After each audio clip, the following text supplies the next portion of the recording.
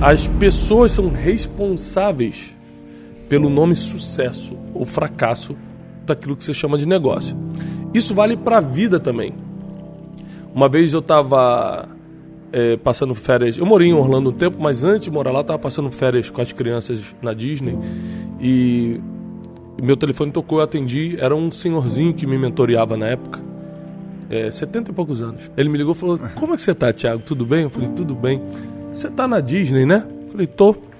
Aí ele falou assim: não, porque eu vi a foto aqui no Facebook que você postou. Eu falei: obrigado. Por que você atendeu essa ligação? Eu falei: porque você ligou. Ele falou: deixa eu te ensinar uma coisa. Quando você tiver a minha idade e olhar para trás, ele é um cara que fez doutorado em Princeton. Uau. Um cara que tem, assim, condições financeiras para 3 gerações pelo menos. Ele falou: quando você chegar na minha idade, todo o dinheiro que você ganhou, todo o diploma que você tem na parede, nada disso vai fazer sentido quando você olhar para trás. O que você vai lembrar é: aquelas férias de 2001 com as crianças, aquele Natal de 93 e tal. O que você constrói são memórias, e para memórias você precisa de pessoas. Então desliga esse telefone, esquece um pouco dos negócios e cria lembrança nos teus filhos e em você.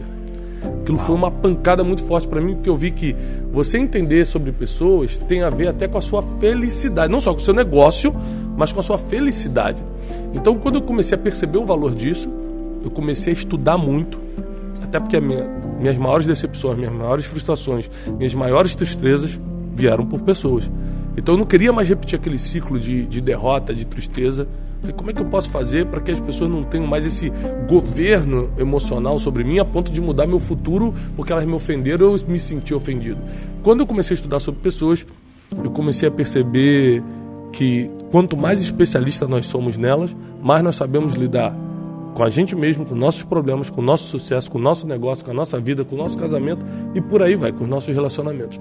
Então, depois de um tempo estudando, eu resolvi escrever o livro Especialista em Pessoas. Entrevistei muita gente estratégica na sociedade para chegar a algumas conclusões que a gente colocou ali. É um livro que é best-seller, né? Em plena pandemia, a gente, sem nenhuma loja aberta, quando eu lancei o livro já estava na pandemia, a gente virou livro de ouro, ou seja, 100 e poucas mil cópias vendidas em alguns meses, sem livraria aberta. Uau. E sem nenhum tipo de investimento também, não teve nenhum tipo de vamos fazer um lançamento e investir, nada disso, totalmente orgânico, porque o livro viralizou, porque as pessoas começaram a entender a necessidade de entender sobre elas mesmas e sobre pessoas.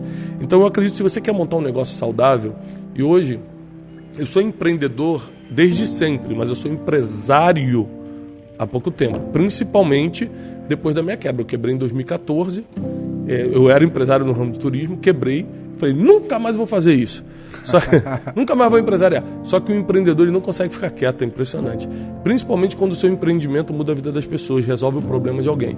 Então eu comecei a me levantar novamente como empreendedor, dessa vez, graças a Deus, com muito mais força, só que não errando nas coisas que eu errei, principalmente em lidar com gente. Basicamente a minha mensagem é sobre princípios. A mensagem da minha vida é: cumpra princípios, que você vai viver promessas, inclusive as promessas divinas, que é o que eu carrego dentro de mim. E só que é uma covardia quando você fala assim, por exemplo, um dos princípios que eu chamo de princípios milenares, que são os princípios que estão na sabedoria milenar, que é a Bíblia, é honra pai e mãe. Mas se você fala assim: olha, cara, honra teu pai e tua mãe, aí vai vir uma pessoa, como eu já escutei, a pessoa fala assim: só que a minha mãe me abandonou para casar com outro cara, eu fui criado por uma vizinha e eu tive que passar Natal sentado no sofá com eles na mesa porque eu não podia comer na mesa. Então como é que eu vou honrar um negócio desse? Então quando você consegue ensinar princípios, mas também ensinando a pessoa como cumprir, porque o passado é o maior inimigo do futuro. Porque você fala: se eu cumprir o princípio do investimento, eu vou prosperar financeiramente. Mas peraí, você solta o princípio, mas não ensina como, você tem que lembrar que nesse como tem o passado da pessoa. Ela viu o pai perder tudo, ela investiu no negócio e perdeu. O passado está sempre atormentando as pessoas. Então, eu procuro ensinar o princípio, como cumprir o princípio e como você reeditar. Eu não acredito apagar o passado. Como assim apagar o passado? Você vai apagar a sua experiência, então? Vai apagar o que te trouxe até aqui? O que você tem que fazer é reeditar aquilo que traz dor para você, agora ser um fortalecimento. É o exemplo da ferida e da cicatriz. O passado ele pode deixar ferida ou cicatriz. Uma das maiores honras dos guerreiros da antiguidade era mostrar o tamanho das cicatrizes que tinham. Porque cicatriz é sinal de que você venceu. Cicatriz é uma recomendação de honra. Ferida está aberta, ela apodrece com o tempo. Então, o passado ele tem que deixar cicatriz e não ferida. Se deixar ferida, você adoece e morre. Eu acho que o que mais impede hoje o empreendedor de virar empresário, porque o empreendedor é a alma, né? O cara tá ali, é a alma. O empresário é quando o cara oficializa e começa. É justamente o passado. As experiências negativas, o medo. O medo é um sentimento que ele vem de experiências negativas no passado. Porque existe um medo comum, por exemplo, você chega no alto de uma montanha, olha para baixo, medo. Esse é o medo de alerta, esse é o medo comum. Esse você sempre tem que ter contigo. Porque ele te avisa, tem alguma coisa de errado. Você vai num ambiente, está tudo escuro, você escuta um barulho, você fala, opa, tem alguma coisa de errado. Medo normal, esse você tem que manter. Mas o medo que eu estou falando aqui é um medo emocional, que é o que te trava, é o que te paralisa. Ele é fruto de experiências negativas do passado.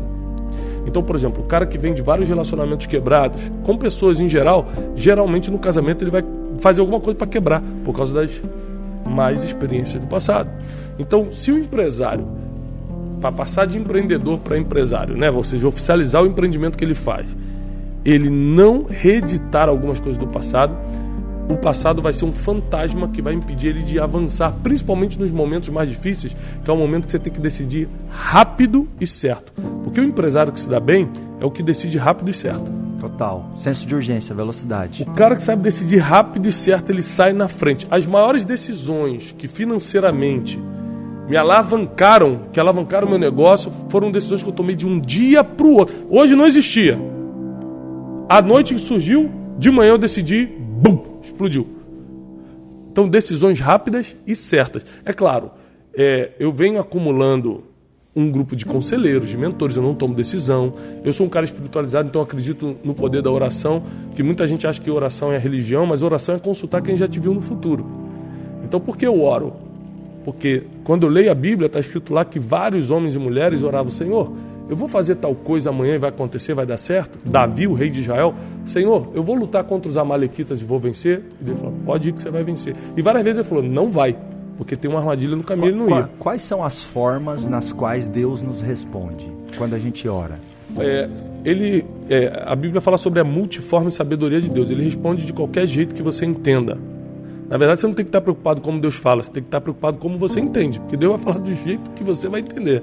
Ele é tão perfeito que ele vai encontrar o caminho que você entende. Então você precisa se responsabilizar em criar essa sensibilidade espiritual de entender os sinais que ele dá. E esses sinais de vida não tem nada a ver com religião, repito. Você vai à igreja, não vai na paróquia, não vai não tem nada a ver.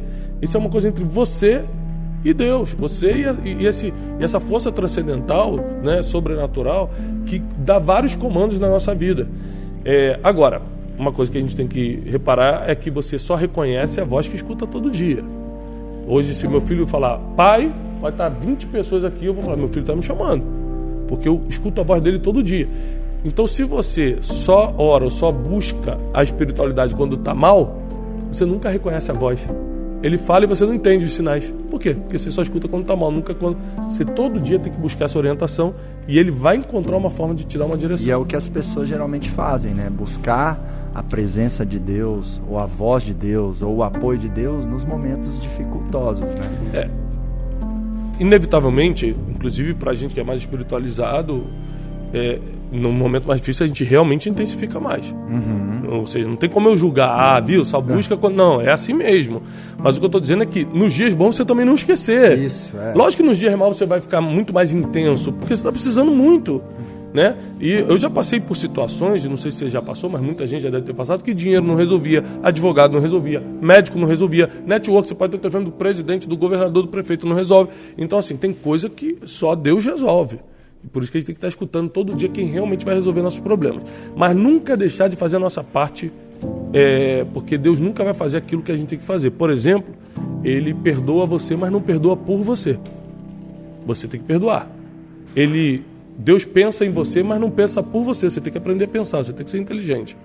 Então tem várias coisas que Ele faz e outras coisas que Ele não faz. Não porque Ele não é poderoso, mas porque cabe a você fazer. Negócios é uma. Deus te deu saúde, Deus te deu capacidade. Você consegue regular a tua saúde? Não, você não sabe como é que vai ser o dia de amanhã, você está com Deus. Se você acordou hoje bem, você só agradece. Deus, obrigado pela saúde. Mas experimenta não sair para trabalhar para ver se vai vir dinheiro. Experimenta não empreender, não treinar a equipe, não fazer as coisas. Então, o que eu confio 100% em Deus é as coisas que só Ele pode me dar. Sabedoria, saúde, vida. Não sei se eu vou acordar amanhã, se eu acordar, agradeço a Deus. E por aí vai. Amor, né? Agora, as outras coisas, Ele dá saúde para a gente conquistar.